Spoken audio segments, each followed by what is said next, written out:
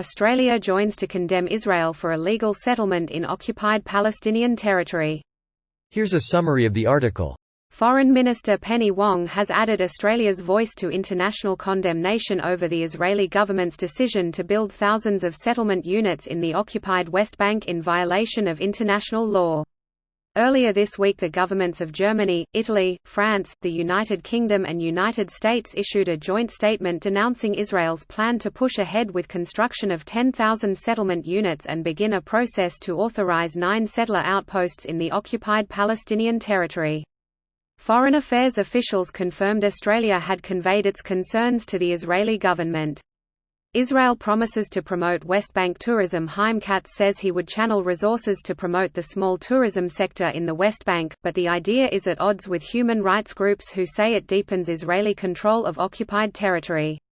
The United Nations Special Rapporteur on the Palestinian Territories Francesca Albanese criticized the language used by the United States and others, saying, "The construction of colonies in occupied land constitutes a war crime, not a unilateral measure." Israel captured East Jerusalem, including the Old City and its Christian, Muslim and Jewish holy sites, along with the West Bank and Gaza Strip in the 1967 Mideast War. The Palestinians seek the occupied West Bank and Gaza for a future independent state, with East Jerusalem as its capital.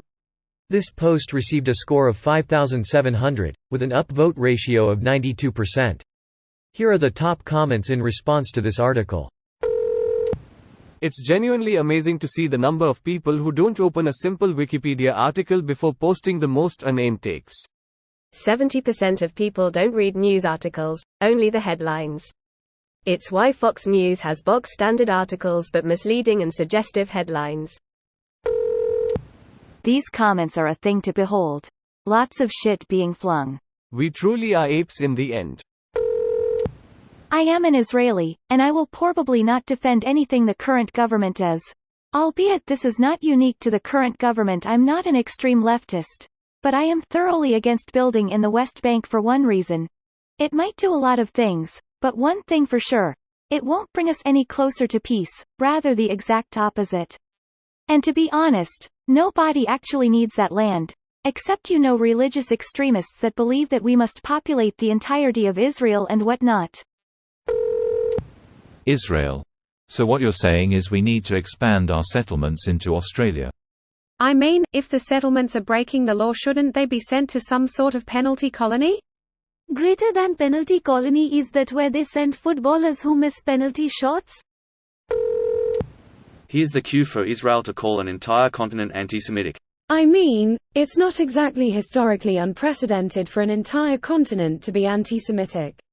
Is it anti-Semitism if you say something that the Jewish people of Israel disagree with? Seems this is thrown around a lot if you disagree. It's anti-Semitic if you pull a random Jew living in America into the bullshit going on in Israel. It's not anti-Semitic to call out the government for their bad actions. Society doesn't work that way. Just ask Ilhan Omar. She was attacking an American organization for the actions of a foreign government. That's the bigoted commentary that falls under anti-Semitism. AIPAC is an American organization funded by the Israeli government to lobby in America in favor of Israel.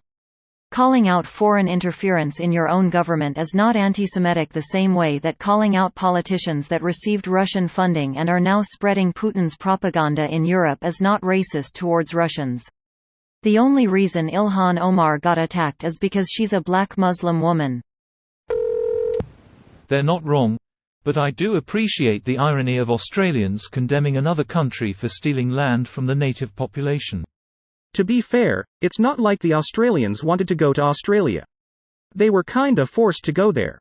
Bit of an oversimplification, cause it was the British that set up the colonies, and not the prisoners. This video was automatically created by Reddit to speech. The article and comments in this video were selected from Reddit according to their upvotes, and any paraphrasing was performed by smmry.com, without any human intervention.